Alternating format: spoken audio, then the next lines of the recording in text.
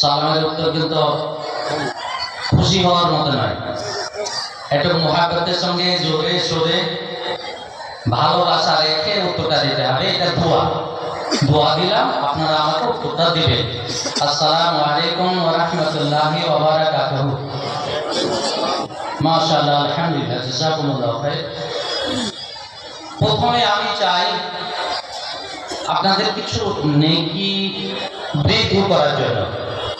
আমার দ্বারা যদি একটা নেকি হয়, আপনার একটা নেকি যদি হয়, আর কিয়ামতের মাঠে এটাই যদি কাজে লেগে যায়, মানে ওই নেকিটার কারণে আপনার নেকির পাল্লা ভারী হলো আর আপনি জান্নাতে গেলেন, তাহলে আলহামদুলিল্লাহ, আমার আশা আপনার আশা কামিয়াব হবে। আমার কথা শুনবেন ইনশাআল্লাহ? শুনবেন ইনশাআল্লাহ? তাহলে আপনারা অনেকেই আমার যে শিক্ষিত আছেন, অনেকে জ্ঞানী ব্যক্তি আছেন, অনেকে মুরব্বী ব্যক্তি আছেন, সিনিয়র ব্যক্তি আছেন, কষ্ট দিচ্ছি না, আপনার নেকির জন্য একটু আপনাকে আমার দিকে টানার চেষ্টা করছি। যদি আপনি আল্লাহর হস্তে নেকি মনে করেন, তাহলে আমার দিকে আসেন, আমি একটু আপনার দিকে এগোচ্ছি। আপনি প্রত্যেক ব্যক্তিকে বলছি, আল্লাহর হস্তে একটু নড়াচড়া করেন, আপনার নড়াচড়াতে নেকি আছে। প্রত্যেককে বলছি একটু নড়েন, একটু বাহানা করেন, একটু শরীরটা হিলান। বুঝতে পারছেন? আল্লাহ দেখতে আছেন, ফারিস্তারাও দেখতে আছেন, তারা নড়াচড়া করছে কি করে না। এটা আপনার কল্যাণের জন্য বললাম, নেকির জন্য বললাম। যদি আপনি ভালো মনে করেন, তাহলে আপনি আসেন আল্লাহর হস্তে। ওই যে ভাইরা গ্যালারিতে দাঁড়িয়ে আছেন, আপনাকে অনুরোধ করছি একটু চলে আসুন, তো গ্যালারি ছেড়ে দেন, বা এখানে আসুন। আর যদি কাজ থাকে আপনার, তাহলে আপনি চলে যান আল্লাহর হস্তে। ওখানে সামনে দাঁড়িয়ে আছেন, খারাপ লাগছে দেখে। আসলে কি, এই জালসাতে এগুলো বলতে হয়। যাত্রা মাহফিলে আমি যত জীবনে যাত্রা দেখেছি, গান শুনেছি, কুচবিহারে বুঝতেছেন, আমার বাড়ির পাশে সব যাত্রা গান হতো। এটা আমার বাড়ি ঠিক রোডে হচ্ছে, এটা হচ্ছে গানের মাহফিল। ওরা জালসা করবে না, বছরে দুবার তিনবার গান করবে। যাত্রা চলে গেছেন আমার সভাপতি। আচ্ছা আচ্ছা, আলহামদুলিল্লাহ, আমার হাতে টাকা থাকলো, আলহামদুলিল্লাহ। তো আমি তার আগে কোনো বক্তাকে, কোনো দিদিমণিকে বলতে শুনিনি যে এগিয়ে আসে। মুসলমানেরা একবার সেটা সেটা বসে যাবে, ওখানে একটুকু নড়াচড়া হয়নি। নেকির দরকার নেই আপনাদের। আপনি যে জায়গাটাতে আসবেন এটাও সাক্ষী দেবে, ওখানে বসেছিলেন ওটাও সাক্ষী দিবে। আল্লাহ এতে তুমি জাহান্নামে যাও না, এই জায়গাটা বলবে ইনশাআল্লাহ। নবীর হাদিস মানি তো, এই জায়গাটা বলবে আল্লাহ এতে জাহান্নামে যাও না। আমি সাক্ষী দিচ্ছি, বাড়ি থেকে এসে বসে আমার বুকে বসে জালসা শুনেছিল। আল্লাহ মাটির কথা মেনে নেবেন। আপনাকে ওই জন্য আমি বলছিলাম একটু একটু নড়াচড়া করেন, একটু আমার দিকে আসেন। তার কারণ আলহামদুলিল্লাহ, এইবার আপনাদের গোডাউনে মালদা এবং কলকাতার বিখ্যাত বক্তা গোডাউনে লোড আছে, অর্থাৎ যথা সময় দেব, দেরি করবো না। আলহামদুলিল্লাহ, আমার পরে আমার শেখ উস্তাদে মোকাররম হাফিজাহুল্লাহ মাদরুদ্দোজা চলে আসবেন, আর ওনাকে 10:30 থেকে 11:15 নামিয়ে নেব। আর তারপরে বাকি বিল্লাহ এই এলাকাতে আসেননি, শুনলেই আপনি হয়তো পাগল হয়ে যাবেন। আলহামদুলিল্লাহ, আপনি কোরআন হাদিস নিয়ে আমার শেখের কাছ থেকে কোরআন হাদিস নিয়ে ইমান তাজা করবেন, আর বাকি বিল্লার কাছ থেকে কিছু নিয়ে মনটা খুশি করে বাড়ি যাবেন। প্রথমে কথা বলি, যিনারা এখনো এশারের সালাত আদায় করেননি, নামাজ আদায় করেননি, আপনাকে বলছি এখানে উজুখানা আছে, উজু করে আগে নামাজ পড়ে। জালসা শোনার আগে আপনার আগে নামাজের দরকার। অতএব নামাজ ফরজ, জালসা শোনা ফরজ নয়। যিনারা পড়েননি, আল্লাহর ওয়াস্তে এখানে উজু করে সুন্দর করে নামাজ পড়ে আপনি চলে আসুন, আর বক্তব্য আপনি শুনেন। এটা আমার দায়িত্ব বলার, আপনার পড়ার দায়িত্ব। আলহামদুলিল্লাহ, যে যেখানে আছেন একটু আসুন আল্লাহর ওয়াস্তে। ভলেন্টিয়ার্স যারা আছেন, ওই যে ভাইরা দাঁড়িয়ে আছেন, হয়তো কোনো কষ্ট, তবুও হাত ধরে একটু কাকুতি মিনতি করেন, বুঝতে পেরেছেন? তারা একটু বসার ব্যবস্থা আপনি করে দিন আল্লাহর ওয়াস্তে। نحمده ونستعينه ونستغفره ونعوذ بالله من شرور أنفسنا ومن سيئات أعمالنا من يهده الله فلا مضل له ومن يضلل فلا هادي له وأشهد أن لا إله إلا الله وحده لا شريك له وأشهد أن سيدنا وحبيبنا ورسولنا محمدا عبده ورسوله الذي أرسله بالحق بشيرا ونذيرا وداعيا إلى الله بإذنه وسراجا منيرا فقد قال الله تبارك وتعالى في كلامه المجيد وفرقانه الحميد أعوذ بالله من الشيطان الرجيم بسم الله الرحمن الرحيم يا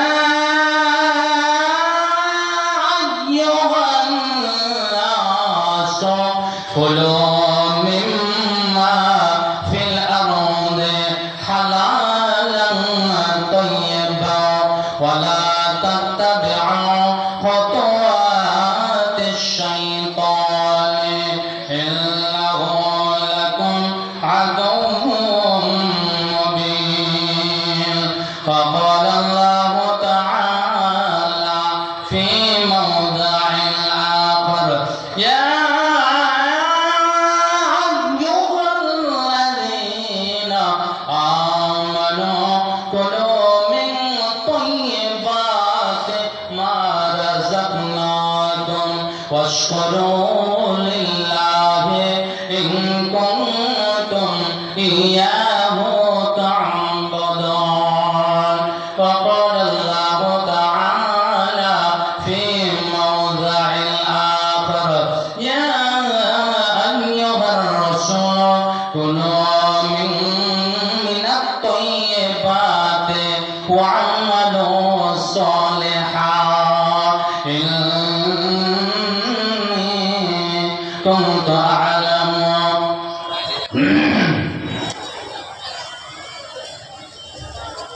দয়াল আল্লাহ গো মাবুদ মাওলা গো তুমি যে কত রকম খেলা জানো দয়াল আল্লাহ গো মাবুদ মাওলা গো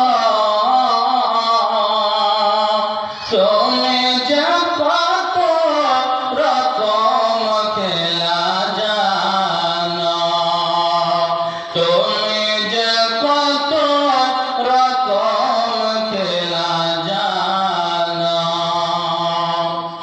আদমকে তুমি সৃষ্টি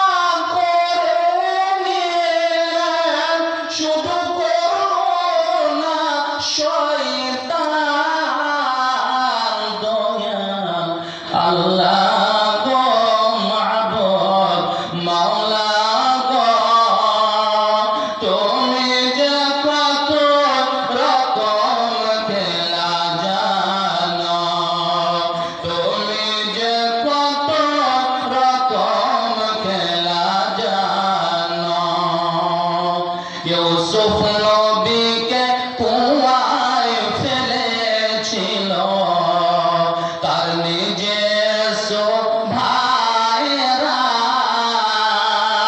কে গো তুমি অন্ধকূপে দিয়াছিলে পাহারা অবশেষে মিশরের বাদশাহে করলে তুমি দান দয়াল আল্লাহ গো মাবুদ মাওলা গো তুমি যে কত রকম খেলা জানো তুমি যে কত রকম খেলা জানো ইব্রাহিমকে বলো তুমি পুত্র কুরবানি করতে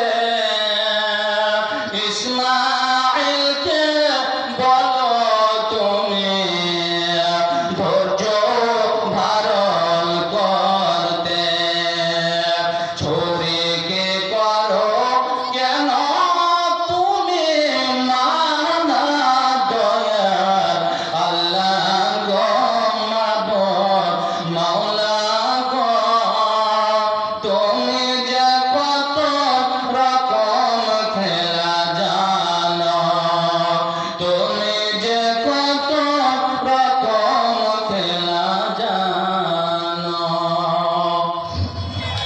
শ্রদ্ধেয় তথা সম্মানিত পবিত্র মাহফিলের সভাপতি মহাশয় ওলামায়ে কেরামগণ দূর দূরান্ত থেকে ছুটে আসা আল্লাহ প্রেমিক মৌচাকের মৌমাছির মতো আল্লাহর প্রেমিক আল্লাহর ভালোবাসা বান্দারা যারা আরামের বিছানা ছেড়ে আরামের বাড়ি ছেড়ে নেকি নেব মনে করে আমরা এখানে উপস্থিত হয়েছি নিশ্চয় এটাই উদ্দেশ্য আমাদের তো নিশ্চয় আল্লাহ তুমি আমাদের আশাটাকে কবুল করো বলে আল্লাহ আমিন জোরে বলে আল্লাহ আমিন আল্লাহ আমাদের আর কোনো উদ্দেশ্য নেই আমরা এখানে এসেছি ইমানটাকে তাজা করব কিছু কোরআন হাদিস শুনে ইমান তাজা হবে ইমানটাকে তাজা করে মজবুত করে শক্ত করে আমরা নিয়ে যাব অতএব যেই আল্লাহ আমাদের এখানে আসার তৌফিক দিয়েছেন তার একবার শুকরিয়া আদায় করে বলেন আলহামদুলিল্লাহ যে যেখানে আছেন সকলে বলেন আলহামদুলিল্লাহ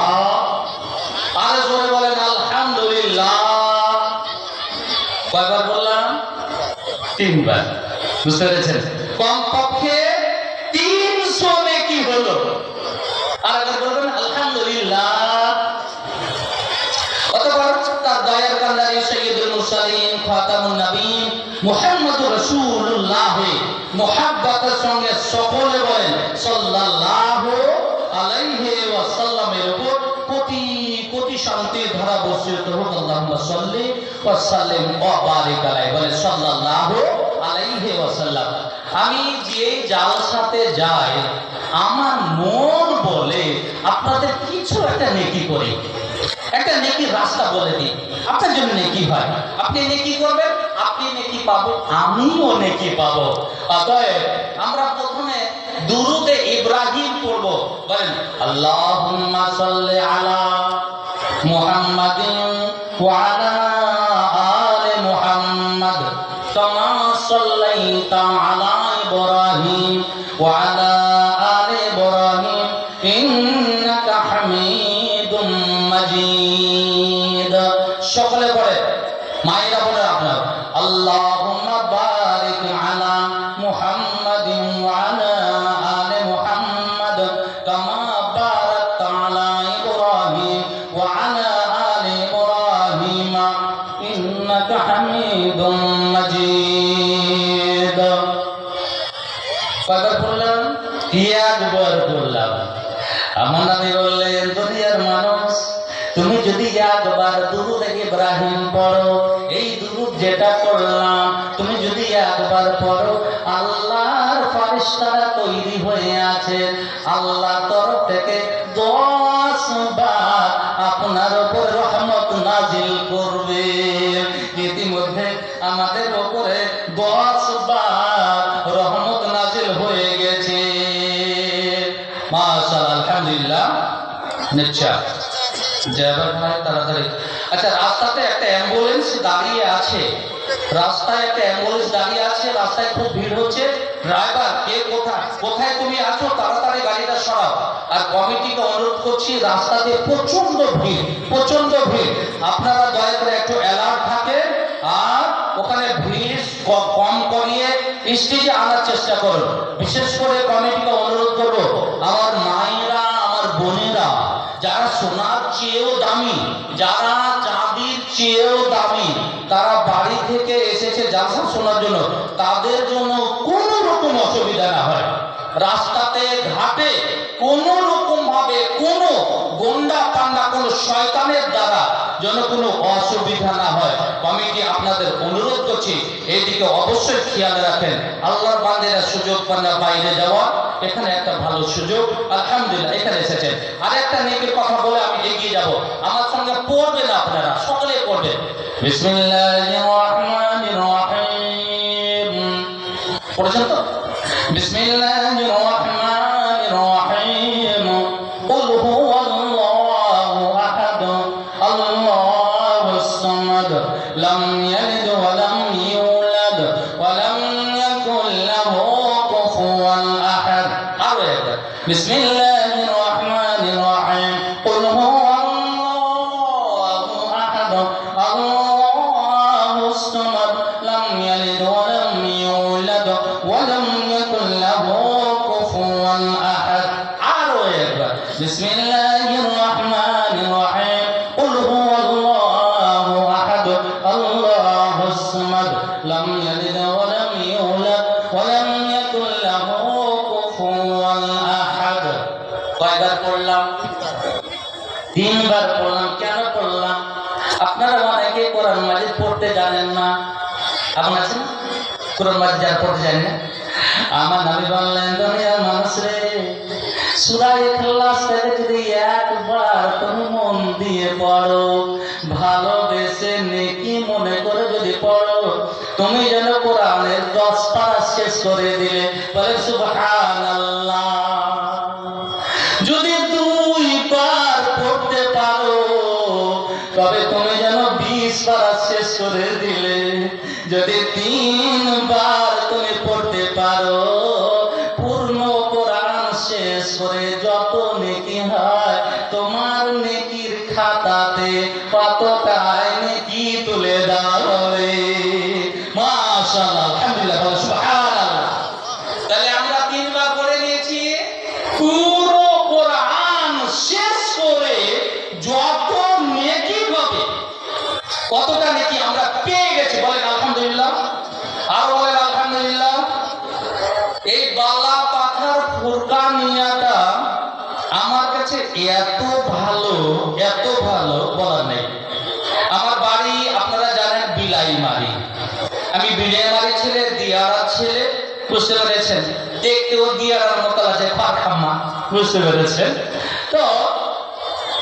এখানে হলো এলাকাতে আমার শ্বশুরের বাড়ি। বিলাইমারি একটা মাদ্রাসা আছে, ওই মাদ্রাসার আমি শিক্ষক ছিলাম। আলহামদুলিল্লাহ, আল্লাহ রহমত হয়েছে, তো হাই মাদ্রাসার একটা সুযোগ পেয়েছে, হাই মাদ্রাসাতে পড়াশোনা করায়। প্রথমে কুচবিহারে ছিলাম, এখন মিগনা হাই মাদ্রাসাতে। আর এটাকে কেন ভালোবাসি? বিশাল একটা ইতিহাস। এই মাদ্রাসাতে আমার শ্বশুরের ফ্যামিলি যুক্ত আছে। আমার ভাইরা সাহেব, আব্দুল ভাই সাহেব এই মাদ্রাসার শিক্ষক। আমার সালা মাওলানা সিরাজুল ইসলাম, আমার শ্বশুর হলেন আব্দুল শুকুর, আল্লাহ জান্নাত নসিব করুক, দুনিয়া ছেড়ে চলে গেছেন, বোয়ালমারি বাড়ি ছিল। তো ইনি মাদ্রাসার একজন কর্মী, তারই ছেলে মাওলানা সিরাজুল ইসলাম এখানকারই শিক্ষক। আমার স্ত্রী আলহামদুলিল্লাহ মুর্শিদা বিবি, সে এই মাদ্রাসার ছাত্রী। ফলে আমি বিলাইমারির মাদ্রাসাতে যত ভালোবাসি ফুরকান মিয়াকেও অতটা ভালোবাসি। কিছুক্ষণ আগে কথা হচ্ছিল, আমার মিসেস বলল বিলাইমারি মাদ্রাসা তো আপনার খুব প্রিয়, তো আপনি ওখানে টাকা দিয়েছেন, কিন্তু ফুরকান মিয়া যেটুকু শিখেছি আমি ফুরকান মিয়াতে শিখেছি, তাহলে আপনি বিলাইমারিতে যা দিয়েছে ফুরকান মিয়া তো দিতে হবে। এটা হিংসা করা যাবে, এখানে হিংসা করা যাবে। আপনি দান করেছেন এত টাকা, ৫,০০০ টাকা আমি দেবো, বুঝতে পেরেছেন? স্ত্রী বলতে পারে। আমি বললাম আলহামদুলিল্লাহ, তুমি যা বলবে তাই মেনে নেবো। তো বিলাইমারিতে কত দিয়েছি? আমি ৩,০০০ দিয়েছি, আর ৪,০০০ টাকা অন্যদের দিয়ে দিয়েছি। তুমি বল, আমি বললাম তুমি এক কাজ করো, আমার উপর আজকে উঠে যাও, তুমি মাথার উপরে ১,০০০ টাকা বেশি করে দাও। আলহামদুলিল্লাহ, উনি ৪,০০০ টাকা মাদ্রাসাতে দেবেন। এই জন্য এই ফুরকানিয়া মাদ্রাসা আমার ভিতরে ঢুকে আছে। বর্তমানে একজন কর্মী সদস্য খাদেম বলে এখন আমি বিবেচিত এই মাদ্রাসা। যাই হোক, এই মাদ্রাসাতে আপনারা জানেন, ভালো করে জানেন, এই বছর আলহামদুলিল্লাহ ৮জন হাফেজ কোরআন। আহা, কোন মায়ের যে সন্তান, কোন মা যে দুনিয়া তোকে নিয়ে এসছে, হাফেজে কোরআন, কোরআনটাকে বুকে করে নিয়েছো অলরেডি। কিছুক্ষণ পরে হয়তো আসবে, আপনারা দেখবেন ওই হাফেজে কোরআন মুখস্থ করতে গিয়ে কতবার পড়তে হয়েছে। আল্লাহ রে আল্লাহ, ভাই আমার, বন্ধু আমার, হাফেজে কোরআন করতে গেলে যত কোরআন পড়তে হয়, যত একটা অক্ষরে 10 নেকি পাওয়া যাবে। আমার নবী বললেন, আমার কথা নয়, নবী বললেন ফুরকানের মানুষ, বালা পাথরের মানুষ, রাঙ্গাইপুরের মানুষ, শোনো, একটা যদি তোমার মুখ দিয়ে অক্ষর বার হয় কোরআনে, তবে 10 নাকি কম পক্ষে দেওয়া হবে।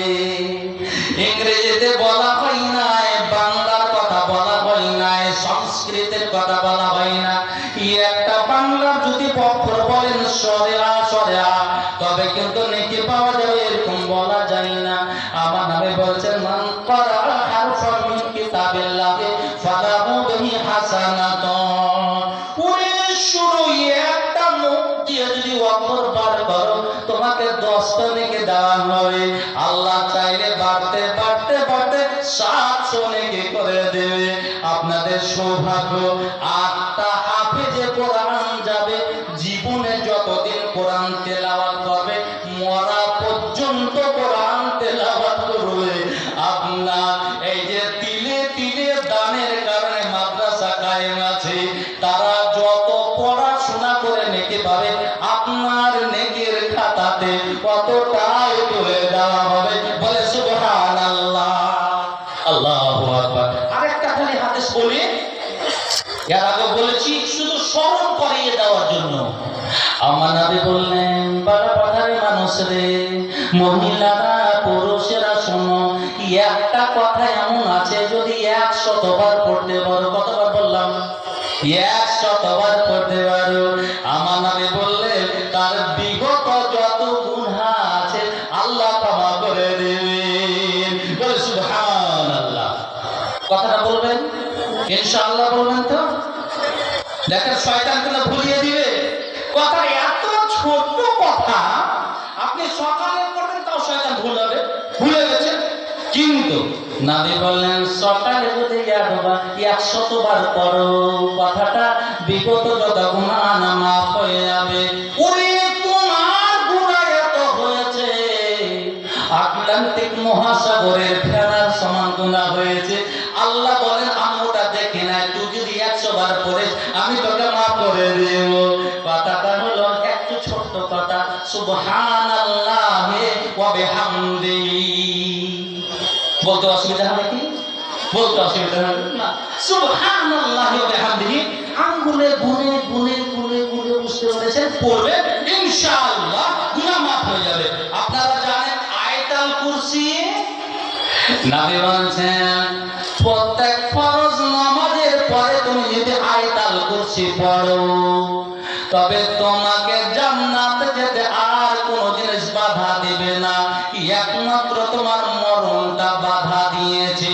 তুমি মরণই, তার কারণে জান্নাত যাওনি। তুমি মরলেই জান্নাত পেয়ে যাবে। কথাটা হলো ফরজ নামাজের পরে আয়াতুল কুরসি পড়তে হবে। জানি না আমরা? জানি নাকি? সকলে অনেকেই জানে, হয়তো কিছু লোক জানেন না। আপনাকে অনুরোধ করব যে আপনি এই আয়াতুল কুরসিটা জেনে নেবেন এবং আপনাদের হাতে পায়ে ধরছি, হাতে পায়ে ধরছি, একটু চলে আসেন। মজার কিছু দুটো কথা নিয়ে এসেছি আলহামদুলিল্লাহ। কয়েকটা দিন থেকে জালসা আছে, কালকে উঠে যেতে হবে মুর্শিদাবাদ, জঙ্গিপুর, তারপরের দিন রাতেই উঠে যেতে হবে কুচবিহার। ফলে আমিও একটু টায়ার্ড অবস্থায় আছি, আপনাদের দোয়া কামনা করছি। হাতে পায়ে ধরছি, পালে বসে যান, এই যে জায়গা আছে, এবারে চলে। আমার বিষয়বস্তু হলো হালাল এবং হারাম। হালাল এবং হারাম, জায়েজ এবং নাজায়েজ, বৈধ এবং অবৈধ। বুঝতে পেরেছেন? আপনি জানেন হালাল হারাম এত জটিল বিষয়, এত জটিল বিষয়। আপনি যদি লক্ষ্য না করেন, আপনি যদি হারাম খান, হারাম মানে ব্যবসা করেন, হারাম কাজে লিপ্ত যদি থাকেন, আপনার জীবনের কোনো কাজ আল্লাহর দরবারে কবুল হবে না। বুঝাতে পারলাম কি? নামাজ, নামাজ এত জটিল বিষয়। মুসলমানের প্রত্যেক দিন তার 1 নম্বর কাজ হলো 5 ওয়াক্তের নামাজ পড়া। হতভাগা আমরা, সবই করতে পারি। ছেলের জন্য কাজ করতে পারি, মেয়ের জন্য কাজ করতে পারি, স্ত্রীর জন্য কাজ করতে পারি, সমস্ত কাজ করতে পারি, কিন্তু নামাজটা পড়া হয় না। মাওলানা সাহেব, নামাজটাই হয় না। দেখেন, বলছে আমার ঈমানে কোনো ত্রুটি নাই, কিন্তু আমার নামাজটা পড়া হয় না। বেকুবকে আর কি বলবেন? তাহলে ঈমান আছে আর নামাজ পড়া হয় না। আহা, আল্লাহু আকবার। আচ্ছা বলেন তো, ঈমান থাকলে নামাজ পড়া হবে না? নামাজ না পড়লে ঈমান টিকবে? হ্যাঁ, লক্ষ্য না, লক্ষ্য না। তাহলে আপনাকে আমি বলছি, সবচাইতে গুরুত্বপূর্ণ বিষয় হলো হালাল এবং হারামকে জানা।